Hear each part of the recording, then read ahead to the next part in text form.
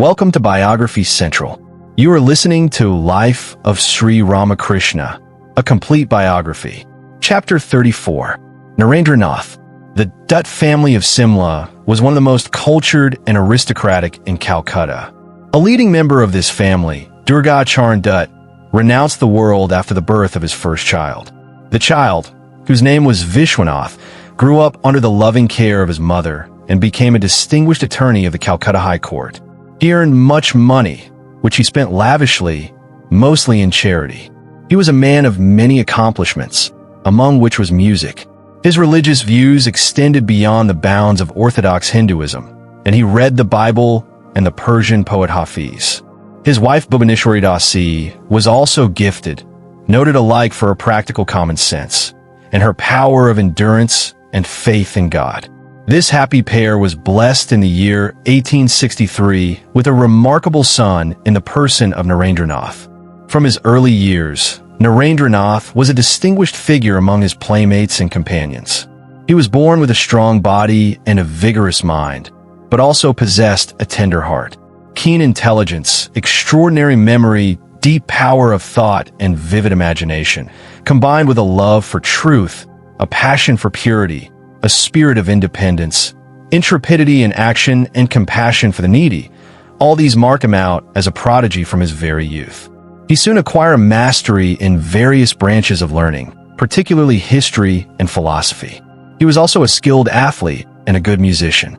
It was his father who had encouraged him to acquire this all-round education.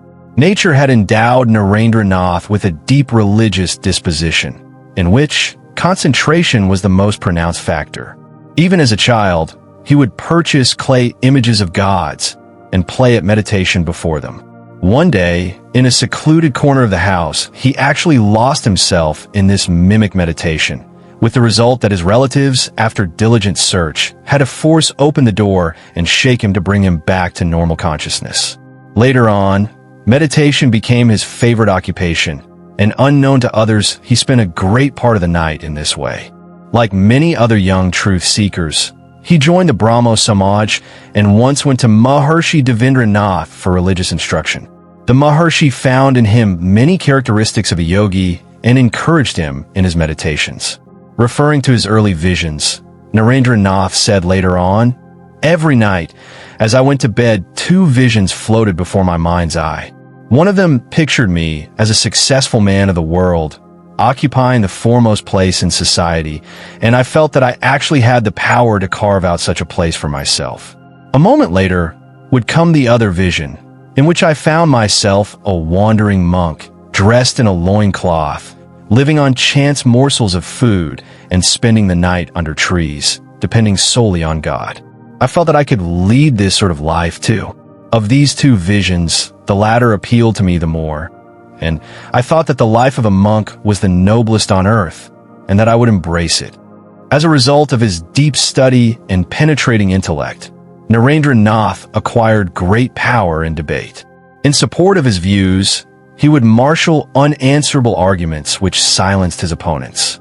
Dr. Brajendranath Seal, a distinguished contemporary who was studying in the next higher class of Narendra's college, wrote an appreciative article as follows, describing Narendra Nath's many-sided genius. "Undeniably a gifted youth, sociable, free, and unconventional in manners, a sweet singer, the soul of social circles, a brilliant conversationalist, somewhat bitter and caustic, piercing with the shafts of a keen wit, sitting in the scorner's chair, but hiding the tenderest of hearts.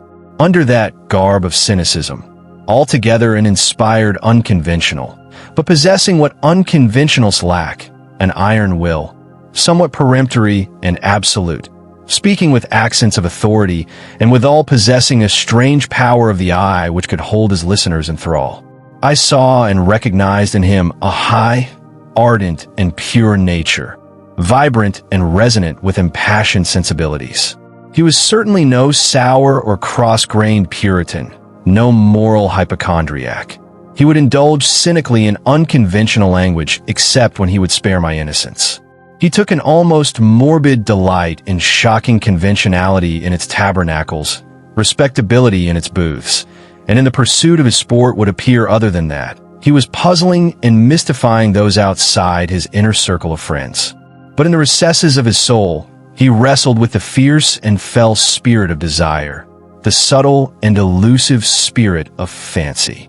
In his college days, Narendra Nath consumed freely of Western philosophy, the agnostic doctrines of which for a time gave a rude shock to his inborn faith in God. But the inner promptings of his heart kept him at his spiritual struggle. He was not content with a theoretical knowledge of religion. He practiced strict brahmacharya and rigorous discipline, living on a vegetarian diet and sleeping either on the floor or on a blanket spread on it. Hour after hour, he would pass in meditation. To quote Dr. Seal, the conflict now entered deeper into his soul, for the creed of universal reason called on him to suppress the yearnings and susceptibilities of his artist nature and unconventional temperament. His senses were keen and acute, his natural cravings and passions strong and imperious, his youthful susceptibilities tender, his conviviality free and merry. To suppress these was to kill his natural spontaneity, almost to suppress his self. He confessed that though his intellect was conquered by the universal, his heart owned the allegiance of the individual ego and complained that a pale, bloodless reason, sovereign de jure but not de facto, could not hold out arms to save him in the hour of temptation.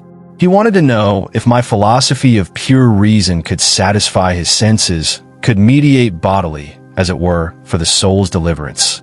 In short, he wanted a flesh-and-blood reality, visible in form and glory. Above all, he cried out for a hand to save, to uplift, to protect, a Shakti or power outside himself which could cure him of his deficiency and cover his nothingness with glory. A guru or master who by embodying perfection in the flesh would still the commotion in his soul.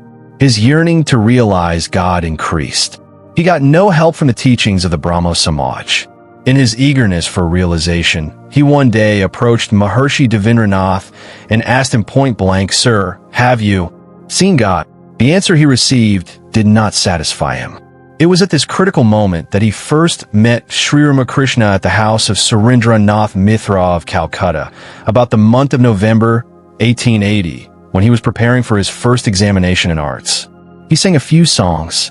Sri Ramakrishna was keenly interested in the youth, found out all about him, observed his features, and invited him to visit Dakshineshwar at an early date. The examination was passed. Narendra Nath's father began to make arrangements for his son's marriage, but the negotiations fell through at Narendra's stubbornness, refusal to marry. His cousin, Ramchandra Dutt, appreciated his motives in not marrying, and said to him one day, "Why do you go about here and there in search of religion? If you have a real hankering for it, go to Dakshineshwar." A little later, he accepted an invitation from Narendra Nath to go with him and with some of his friends to Dakshineshwar. This is Sri Ramakrishna's account of the first visit of his greatest disciple. Narendra entered this room by the western door. He seemed careless about his body and dress, and unlike other people, unmindful of the external world. His eyes bespoke an introspective mind, as if some part of it were always concentrated upon something within. I was surprised to find such a spiritual man coming from the material atmosphere of Calcutta. A mat was spread on the floor, on which I asked him to sit. The friends with whom he had come appeared to be ordinary young men with the usual tendency towards enjoyment. He sang a few Bengali songs at my request. These were the spontaneous outpourings of a devout heart desiring union with the self. He put so much pathos into the song that I could not control myself, but fell into an ecstatic mood. What happened next? We give in Narendra Nath's own words.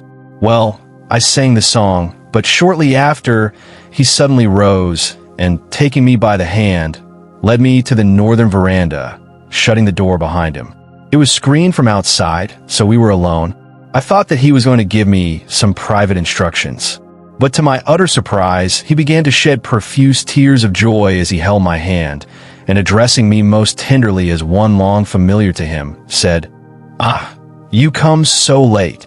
How could you be so unkind as to keep me waiting so long? My ears are almost burnt in listening to the profane talk of worldly people." "Oh, I am panting to unburden my mind to one who can appreciate my innermost experiences." Thus, he went on amid sobs. Then he stood before me with folded palms and began to address me. "Lord, I know you are that ancient sage, Nara, the incarnation of Narayana, born on earth to remove the misery of mankind," and so on. I was altogether taken aback by his conduct. Who is this that I have come to see? I thought. He must be stark mad. Why? I am but the son of Vishwanath Dutt, and yet he dares to address me thus. But I kept quiet, let him go on. Presently he went back into his room, and bringing some sweets, sugar candy, and butter, began to feed me with his own hands.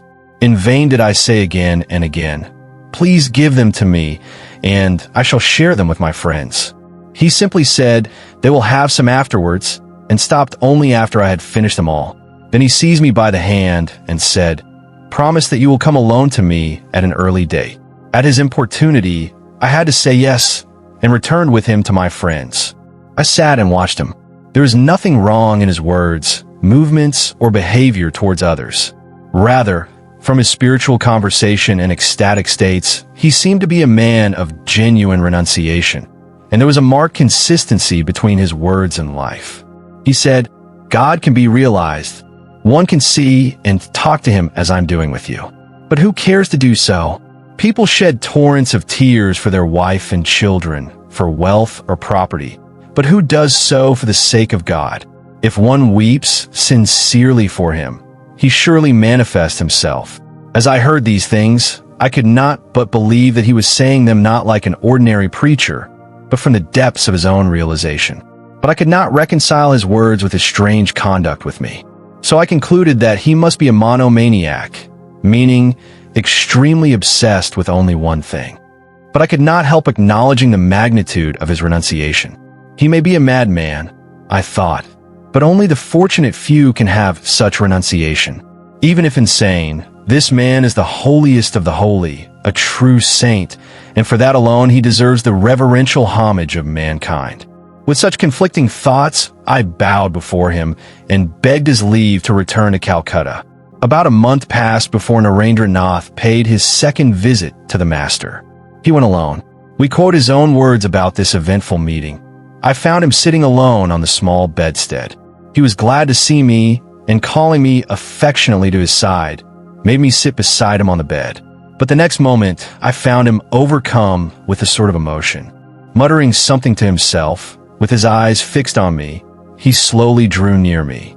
I thought he might do something strange, as on the preceding occasion. But in the twinkling of an eye, he placed his right foot on my body. The touch at once gave rise to a novel experience within me.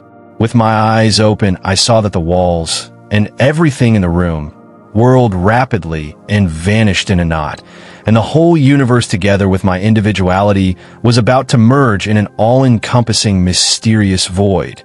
I was terribly frightened and thought that I was facing death, for the loss of individuality meant nothing short of that. Unable to control myself, I cried out, "What is this that you're doing to me? I have my parents at home." He laughed aloud at this and stroking my chest said, "All right, let rest now. Everything will come in time." The wonder of it was that no sooner had he said this than that strange experience of mine vanished. I was myself again and found everything within and without the room as it had been before. All this happened in less time than it takes me to narrate it, but it revolutionized my mind. Amazed, I thought what it could possibly be. It came and went at the mere wish of this wonderful man. I began to question if it were mesmerism or hypnotism.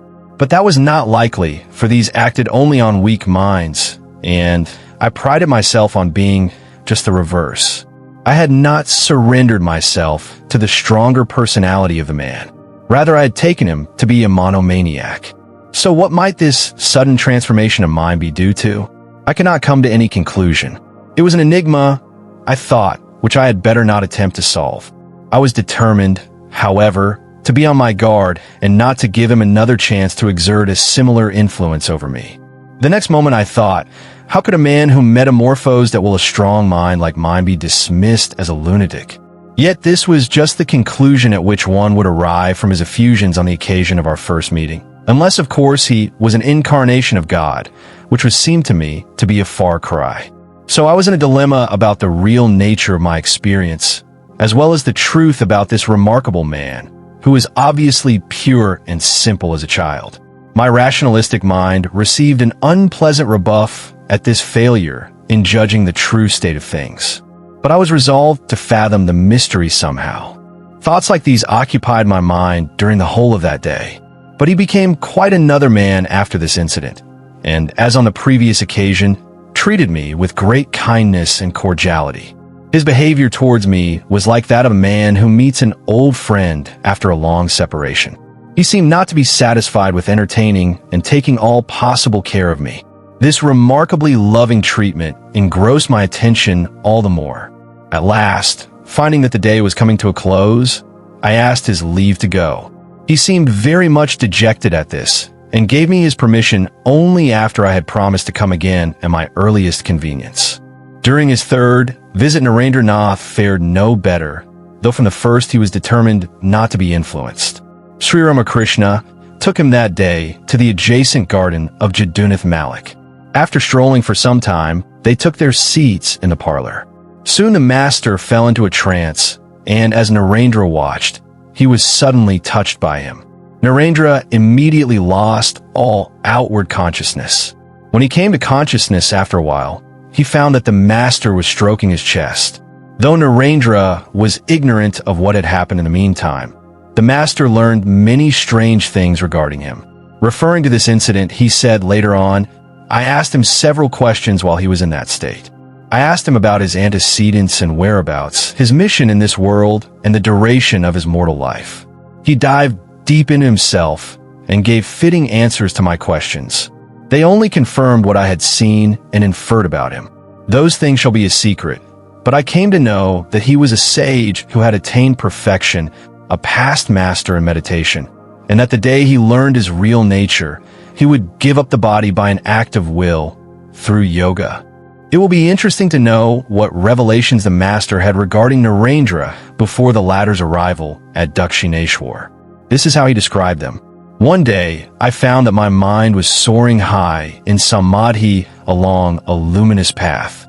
It soon transcended the stellar universe and entered the subtler region of ideas. As it ascended higher and higher, I found on both sides of the way ideal forms of gods and goddesses.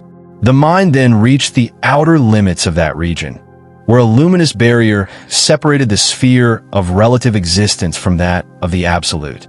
Crossing that barrier, the mind entered the transcendental realm, where no corporal being was visible. Even the gods dared not peep into that sublime realm, and were content to keep their seats far below. But the next moment, I saw 7 venerable sages seated there in samadhi. It occurred to me that these sages must have surpassed not only men, but even the gods in knowledge and holiness, in renunciation and love. Lost in admiration, I was reflecting on their greatness when I saw a portion of that undifferentiated luminous region condense into the form of a divine child. The child came to one of the sages, tenderly clasped his neck with his lovely arms, and addressing him in a sweet voice, tried to drag his mind down from the state of samadhi. That magic touch roused the sage from his superconscious state, and he fixed his half-open eyes upon the wonderful child. His beaming countenance showed that the child must have been the treasure of his heart. In great joy, the strange child spoke to him. "I am going down. You too must go with me." The sage remained mute, but his tender look expressed his assent. As he kept gazing on the child, he was again immersed in samadhi. I was surprised to find that a fragment of his body and mind was descending on earth in the form of a bright light.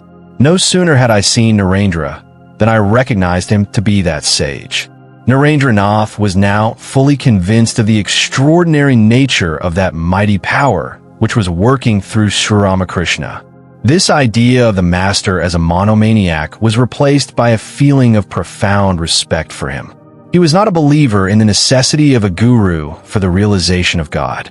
How could a man, necessarily weak and short-visioned, be the unerring guide that he had to be in order to command another's implicit obedience? This idea had been strengthened by his association with the Brahmo Samaj. Now he realized that such a man could indeed exist, and that his personal influence was of inestimable value in bringing a man nearer to God. But still he was determined not to accept anything about Sri Ramakrishna without testing it by his own experience or reason. His faith in asceticism and renunciation, however, was strengthened by coming in contact with the Master. The listener has already some idea of the wonderful relationship between Sri Ramakrishna and Narendra Nath. Narendra was a skeptic with no faith in the Hindu gods. He laughed at many of the injunctions of the Hindu scriptures. Yet Sri Ramakrishna instructed him with the infinite love and patience of an ideal teacher. He was full of admiration for Narendra's pure character and strength of mind. But he had apprehensions for him in one respect. He knew that the boy was endowed with rare potentialities, a fraction of which was sufficient to make of him a powerful figure in the world. But if this tremendous energy were not directed in a spiritual channel, it might be misused. He might become the founder of a new sect or party, but that was not his mission. He was to be the Lord's instrument to bring about a spiritual regeneration of mankind. Naturally, therefore, Sri Ramakrishna was anxious to direct his mind to the realization of God, and this was the secret of his close relationship with Narendra Nath. The whole story of this relationship can never be told. It was too deep for human expression. There was not the slightest tinge of worldliness in the love Sri Ramakrishna manifested for his wonderful disciple. If the latter failed to come to Dakshineshwar for a few days, Sri Ramakrishna was disconsolate. He would weep. He would pray to the Divine Mother to send Narendra to Dakshineshwar, refusing to be comforted till he came. Once Narendra did not come for some days, and the Master was feeling the separation keenly. He was eulogizing Narendra's wonderful parts to a disciple when he was completely overwhelmed. Unable to control himself, he went to the adjacent veranda and sobbed out, "Bless Mother, I cannot live without seeing him." He checked himself a little and returned to the room. With a heavy heart, he said, addressing the devotees, "I have wept so much, but still he does not come. I am feeling an acute pain. My heart is being wrung, as it were. But he does not appreciate this." He again became restless and went out. Returning a few minutes later, he said, "An old man pining and weeping for somebody. What will people think of me? You are my own people, and I don't feel any constraint before you. But what will others think? Yet I can't control myself." The devotees were amazed at the immensity of his love for Narendra. Sri Ramakrishna himself spoke about this great yearning thus. "For 6 months, I suffered excruciating agony for him. I loved the other young devotees too, but it was nothing in comparison with what I felt for Narendra. Narendra Nath was an implacable enemy of sham and iniquity and fearlessly criticized them. His outspokenness was often mistaken for pride by people who had no insight into his real nature. But Sri Ramakrishna's evaluation of his nature was quite different. He used to say that Narendra Nath was pure gold without dross, that his acts of apparent pride and intolerance were the outcome of wonderful self-reliance and self-restraint, and that his indifference to public opinion was due to an innate purity of soul. The Master knew that the time was not distant when his personality would tower above the rest of the world, and that when he became a world teacher, all these qualities would be utilized in relieving the distress of mankind and showing them the way to freedom. Sri Ramakrishna's faith in Narendra Nath was unbounded, for it was based on the conviction that he could never be sullied by any impurity. His treatment of him was often very strange.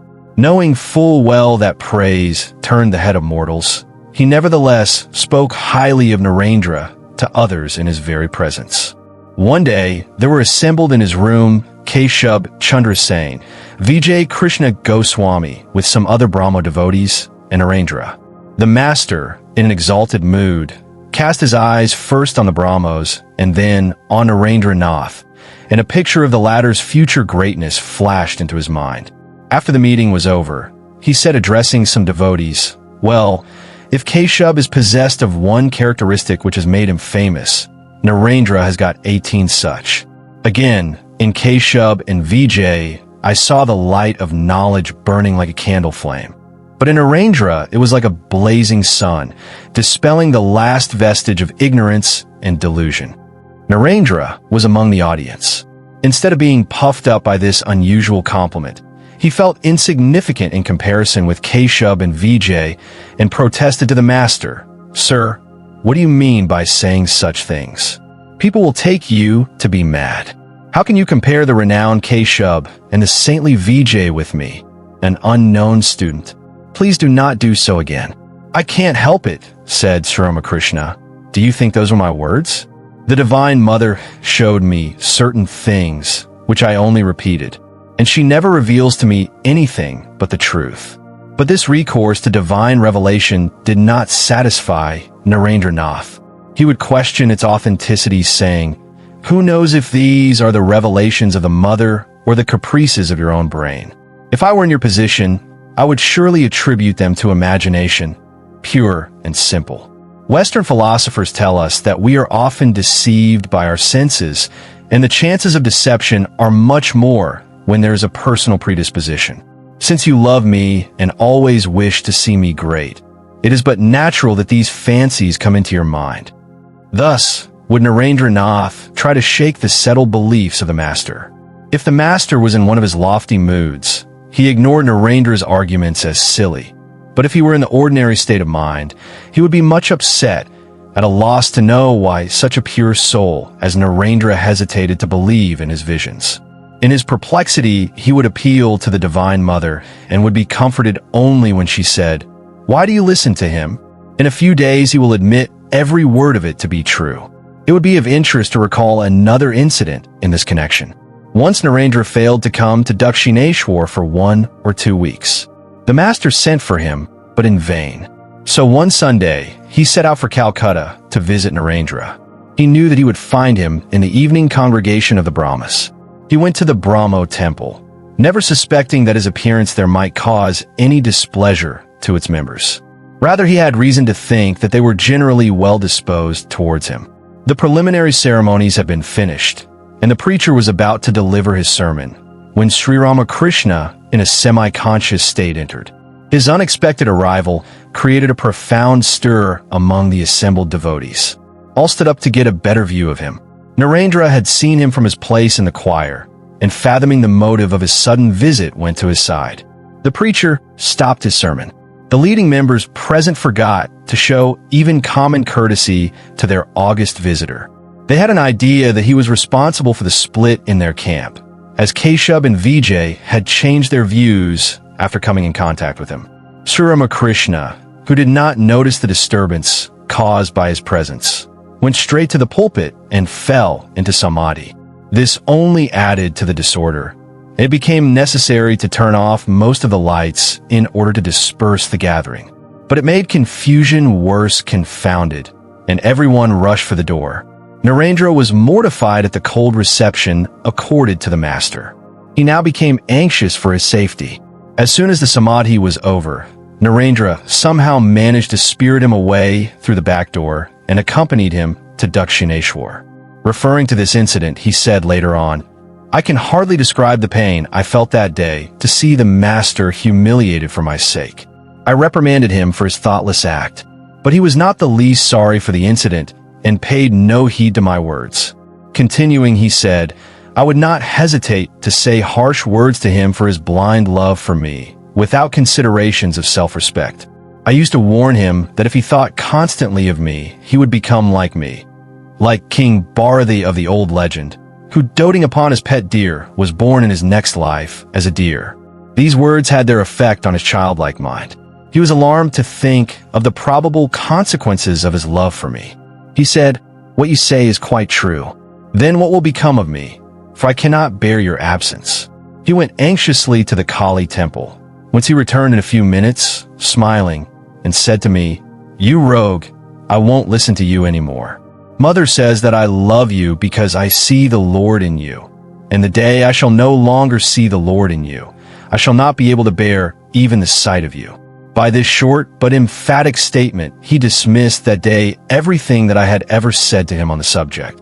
From the very first, Sri Ramakrishna had realized that Narendra Nath was the fittest person to be initiated into the mysteries of the Advaita Vedanta. He therefore asked him to read the Ashtavakra Samhita and other Advaita treatises. But to Narendra, a staunch member of the Brahmo Samaj, these writings appeared to be heretical. He would often rebel, saying, "It is blasphemy, for there is no difference between such philosophy and atheism. There is no greater sin in the world than to think of oneself as identical with the Creator. I am God. You are God. These created things are God. What could be more absurd than this?" The sages who wrote such things must have been insane. Sri Ramakrishna would be amused at the bluntness of his disciple, and not wishing to interrupt his ideas, would remark, "You may not accept the views of these seers. But how can you abuse them or limit God's infinitude? Go on praying to the God of truth and believe in that aspect of his which he reveals to you." But Narendra did not give in easily. Whatever did not tally with reason, he considered to be false, and it was his nature to stand against falsehood. Therefore, he missed no opportunity to ridicule the Advaita philosophy. But the master knew that Narendra's was the path of jnana, that in the end he would become enamored of the philosophy of the Advaita and be led to the highest realization. For this reason, he made it a point to talk on Advaita philosophy before him. One day, he tried to bring home to the latter the identity of the individual soul with Brahman, but could not convince him. Narendra left the room and went to Pratap Chandra Hajra, and while smoking discussed the same topic with him. He said, "How can that be? This jug is God.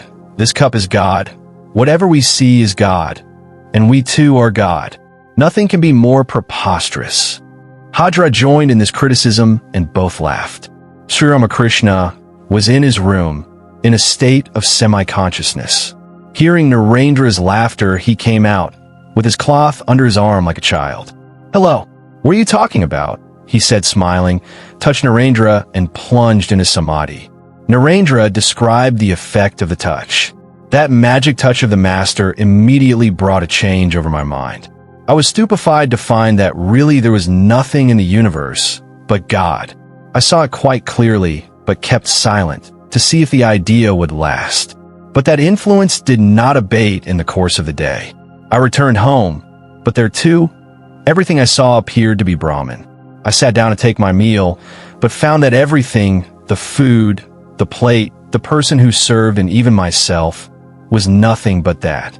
I ate a morsel or two and sat still. I was startled by my mother's words. "Why do you sit still? Finish your meal," and began to eat again.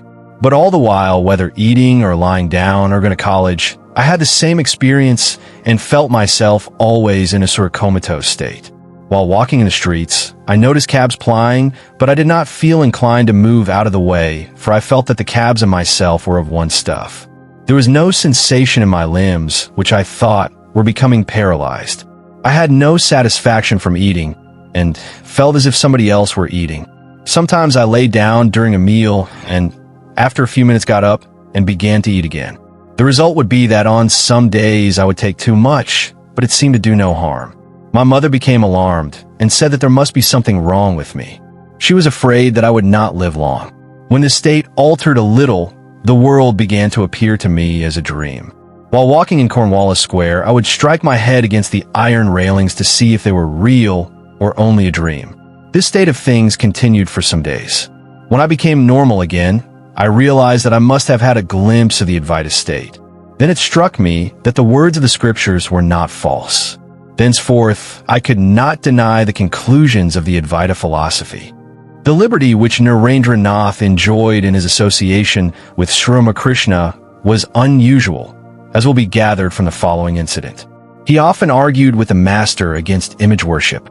One day, when the latter could not convince him, he said, "Why do you come here if you won't acknowledge my mother?" Narendra replied, "Must I accept her simply because I come here?" "All right," said the master. "From now onwards, you shall not only acknowledge my blessed mother, but weep in her name." Then addressing the other devotees, he said, "This boy has no faith in the forms of God and tells me that my supersensuous experiences are hallucinations, but he's a very fine boy. of pure instincts. He does not believe anything unless he gets direct proof. He has studied much and is possessed of great judgment and discrimination. Sri Ramakrishna was skilled in the art of testing the fitness of his disciples. He used to adopt various means to try the real nature of a man and did not accept anybody as his disciple without knowing him thoroughly. Even Narendra Nath had to pass through this ordeal before the master placed his trust in him. As an instance of this, we may cite the following. The arrival of Narendra Nath at Dakshineshwar was always hailed by Sri Ramakrishna with intense joy and exaltation of spirit. Even seeing him from a distance, the master's love would flow out and, as it were, enfold him. Often, he would be overcome by emotion at the sight of Narendra and stammer, "Here comes Na dash, here comes Na," unable to complete the sentence, and would then enter into samadhi. A day came, however, when all this was changed and Sri Ramakrishna began to treat Narendra with utter indifference. Narendra came, saluted the master, and sat before him. But this time the usual loving welcome was not forthcoming. The master neither greeted him nor inquired after his welfare.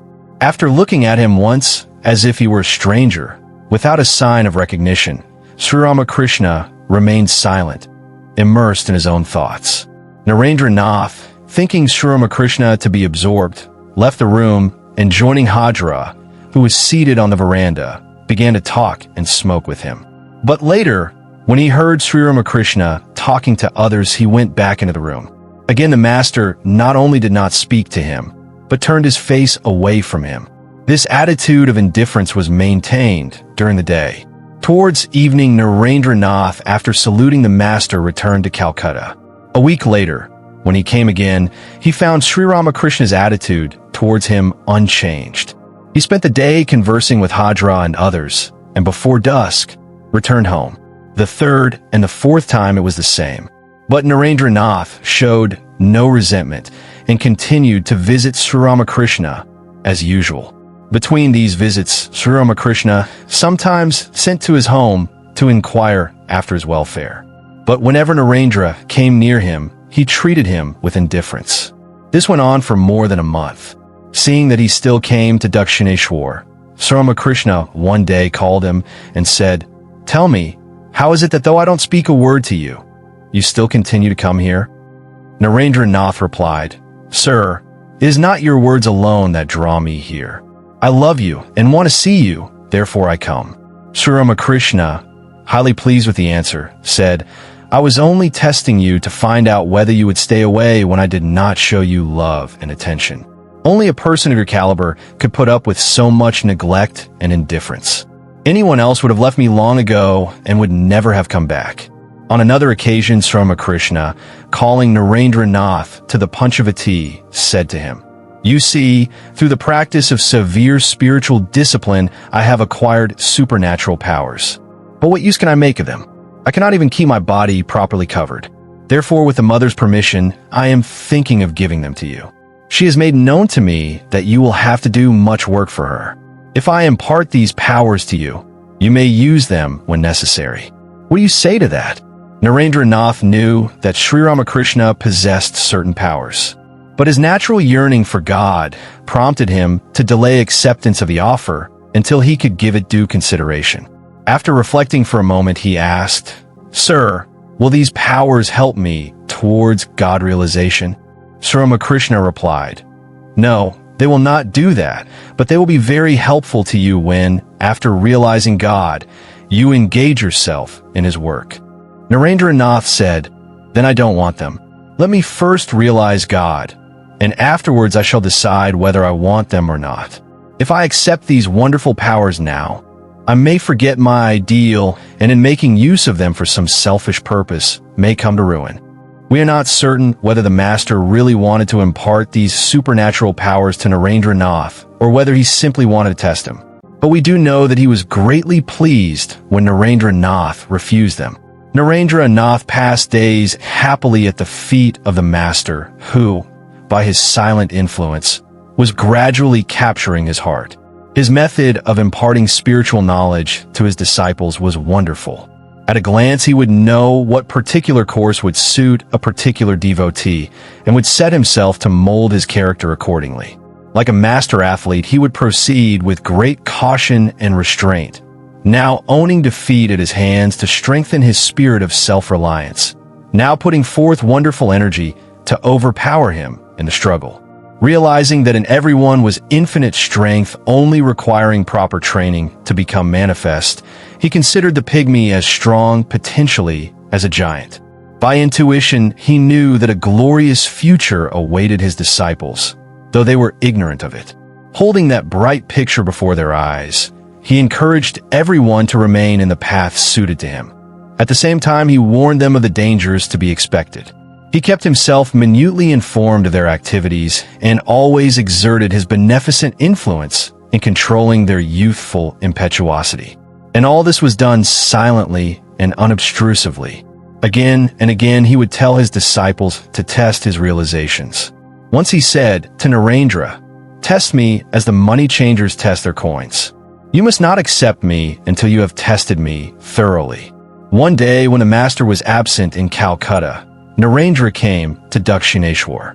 Finding there was no one in his room, a desire arose in his mind to test the master's renunciation of wealth. So he hid a rupee under the master's bed. He then went to the Panchavuti for meditation. After a time, Sri Ramakrishna returned. No sooner had he touched the bed than he started back in great pain. Wondering, he was looking round when Narendra came in and watched him silently. An attendant examined the bed, and the presence of the rupee was disclosed. Both the attendant and the master were surprised. Narendra walked out of the room. When the master was told of it later, he was glad that Narendra had tested him. In the first part of 1884, Narendra Nath's father, who was the support of the family, suddenly died of heart disease. He had spent more than he had earned, and at his death the family was faced with dire poverty. The creditors were knocking at the door. Narendra's relatives, for whom his father had done so much, became enemies, even threatening to oust the family from the home. The burden of support of 6 or 7 people, therefore, fell upon Narendra, and he was forced to seek employment. Everywhere he was met with refusals. 3 or 4 months passed. We shall tell of this dark period in Narendra's own words. Even before the period of mourning was over, I had to look about in search of a job. Starving and barefooted, I wandered from office to office under the scorching noonday sun with an application in hand, 1 or 2 intimate friends accompanying me sometimes. But everywhere the door was slammed in my face. This first contact with the reality of life convinced me that unselfish sympathy was a rarity in the world. There was no place in it for the weak, the poor, and the destitute. Those who only a few days ago would have been proud to help me, now turned their face against me, though they had enough means at their disposal. Seeing all this, the world sometimes seemed to me to be the handiwork of the devil. One day, weary and footsore, I sat down in the shade of the Okturlani monument in the Maidan. Some friends of mine happened to be there, one of whom sang a song about the overflowing grace of God, perhaps to comfort me. It was like a blow on my head.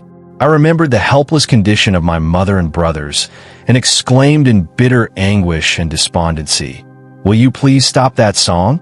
Such fancies may be pleasing to those who are born with a silver spoon in their mouth and have no starving relatives at home." Yes, there was a time when I too thought like that. But today, before the hard facts of life, it sounds like grim mockery. My friend must have been wounded. How could he fathom the dire misery that had forced these words out of my lips? Sometimes, when I found that there were not enough provisions for the family and my purse was empty, I would pretend to my mother that I had an invitation to dine out and remain practically without food. Out of self-respect, I could not disclose the facts to others. My rich friends sometimes requested me to come to their homes or gardens and sing, and I had to comply. But I always kept my woes to myself. They were not particularly inquisitive, except 1 or 2. Only one perceived my real condition and put me under a deep debt of gratitude by sending anonymous donations to my mother. Some of my old friends, who earned their livelihood by unfair means, asked me to join them. Only 1 or 2, who had learnt by bitter experience, sympathized with me. There were other troubles also. A rich woman suggested an ugly means which I rejected with scorn, of ending my days of penury. I refused another woman also who came to me with similar overtures. In spite of all these troubles, I never lost my faith in the mercy of God. Every morning, taking his name, I got up and went out in search of a job. One day, my mother overheard me and said, "Hush, you fool. You are crying yourself hoarse for God from your childhood. And what has he done for you?" I was stung to the quick. Does God really exist? I thought. And if so, does he really hear the fervent prayer of man? Then why is there no response to my passionate appeals? Why is there so much woe in his benign kingdom? Pundit Ishvar Chandra Vidyasagar's words, "If God is good and gracious, why then do millions of people die for one of the few morsels of food?" rang in my ears with bitter irony. I was exceedingly cross with God. It was a fit moment for doubt also to creep into my heart. It was ever against my nature to do anything secretly. On the contrary, from boyhood, neither fear nor anything else would prevent me from expressing my opinion. So it was quite natural now for me to try to prove to the world that God was a myth, or, if he existed, to call upon him was fruitless. Soon the report gained currency that I was an atheist and did not scruple to drink or even frequent houses of ill fame. This unmerited calumny hardened my stubborn heart still more. I openly declared that in this miserable world there was nothing reprehensible in a man who, seeking for a brief respite, would resort to anything. Not only that, but if I was once convinced of the efficacy of such a course, I would not shrink from following it through fear of anybody.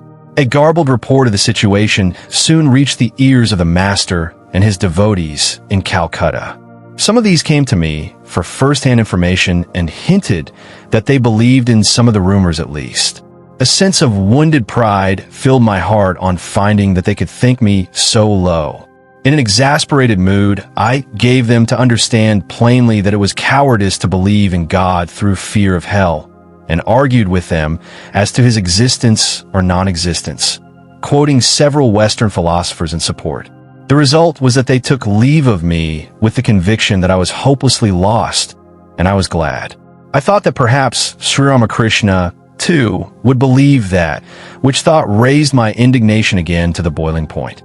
Never mind, I said to myself, if the good or bad opinion of a man rests upon such flimsy foundations, I don't care.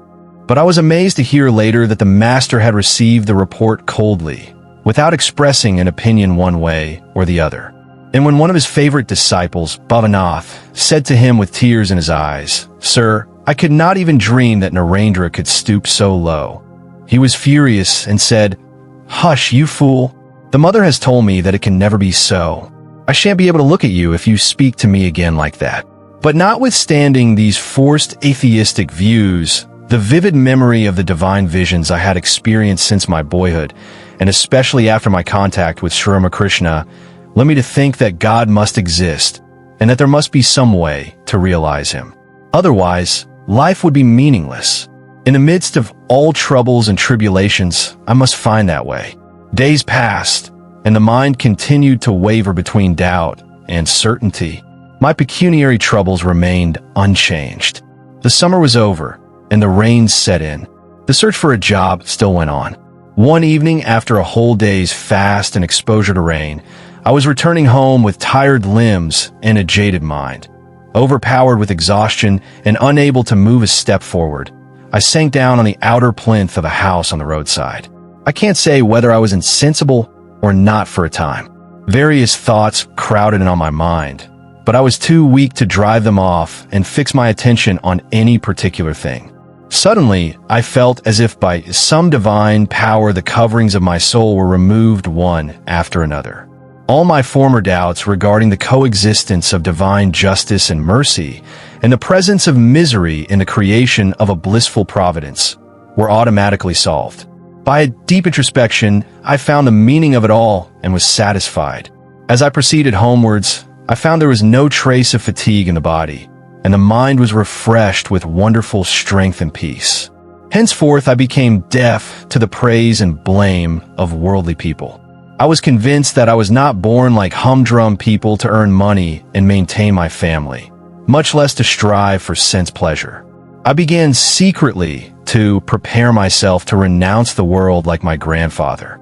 I fixed a day for the purpose and was glad to hear that the master was to come to Calcutta that very day. It is lucky, I thought.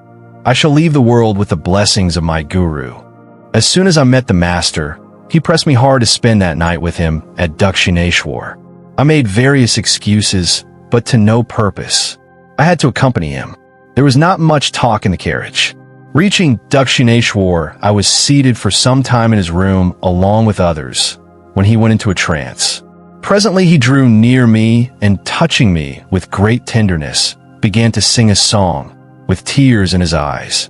I had repressed my feelings so long that now they overflowed in tears. The meaning of the song was too apparent. He knew of my intentions. The audience marveled at this exchange of feelings between us.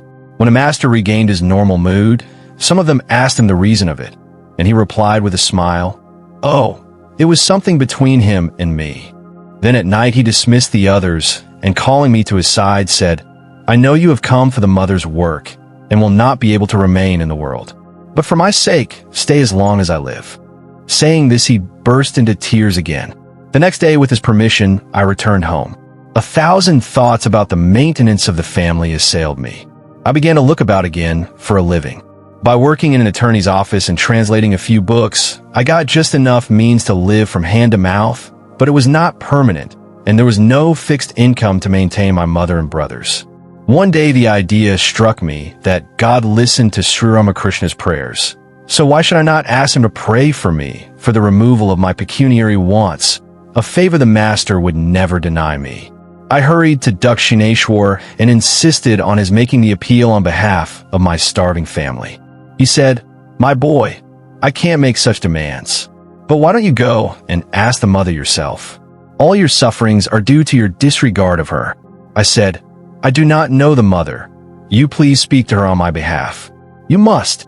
He replied tenderly, "My dear boy, I have done so again and again.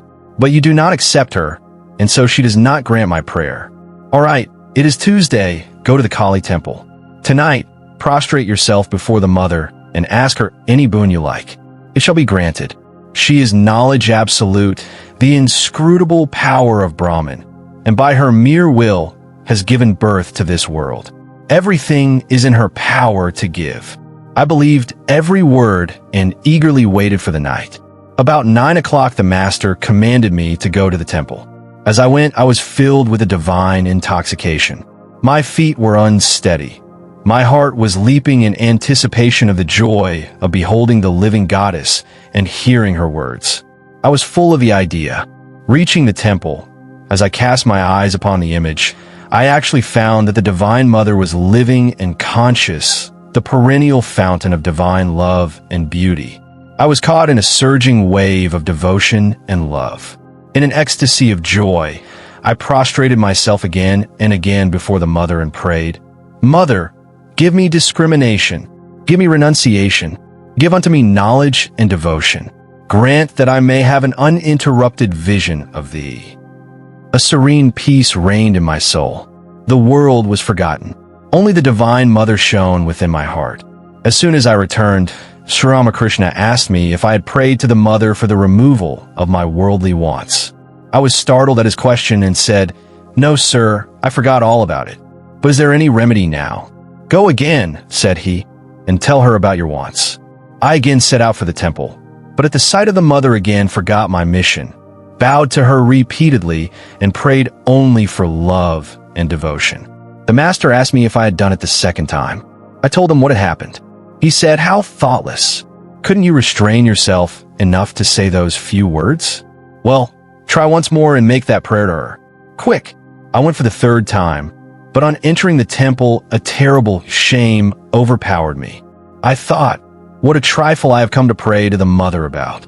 It is like asking a gracious king for a few vegetables. What a fool I am, in shame and remorse. I bowed to her respectfully and said, "Mother, I want nothing but knowledge and devotion." Coming out of the temple, I understood that all of this was due to Sri Ramakrishna's will. Otherwise, how could I have failed in my object no less than thrice?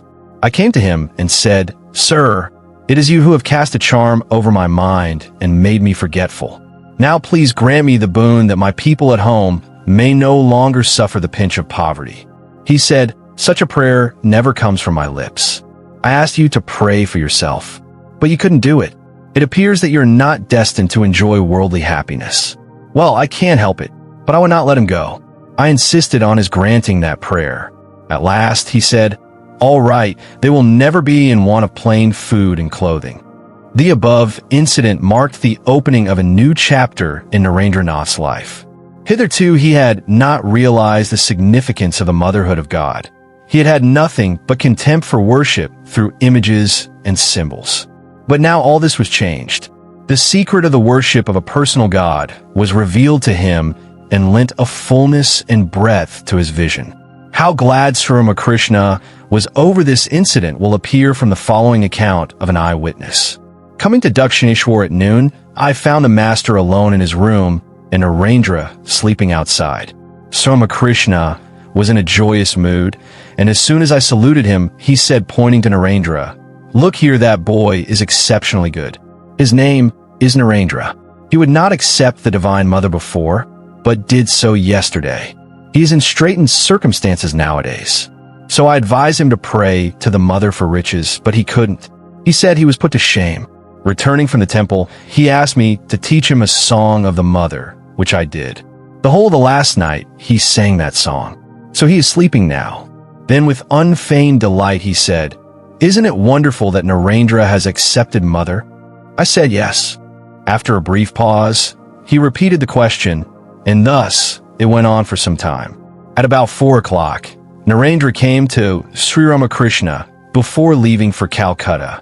But no sooner had the master seen him than he came closer and closer to him and sitting almost on his lap said, pointing first to himself and then to Narendra, 'Well, I see I am this and again that.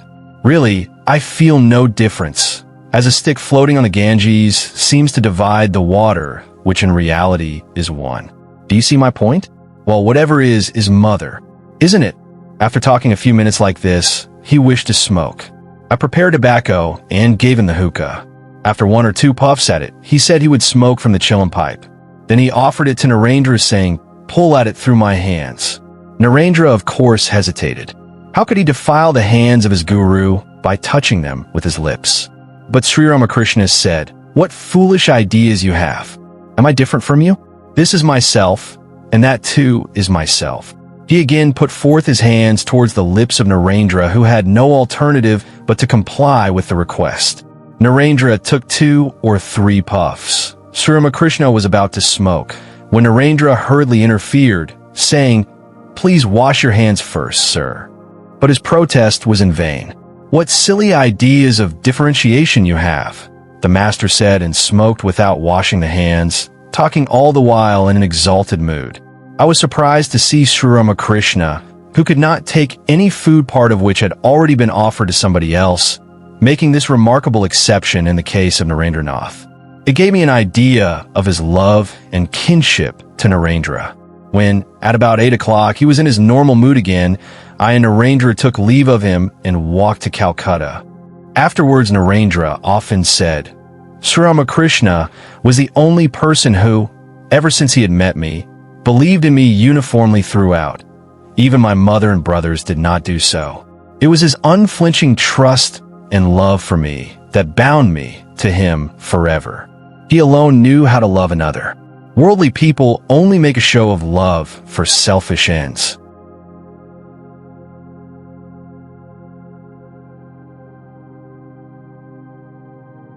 I hope you like this chapter. We need volunteers and sponsors to create content with even better quality and with more variety. If you wish to join this initiative as a volunteer or sponsor, please click the links given in description below. To help us reach more viewers, please like, comment, share, and subscribe to Biography Central. Thank you for your time. It means a lot. Namaste.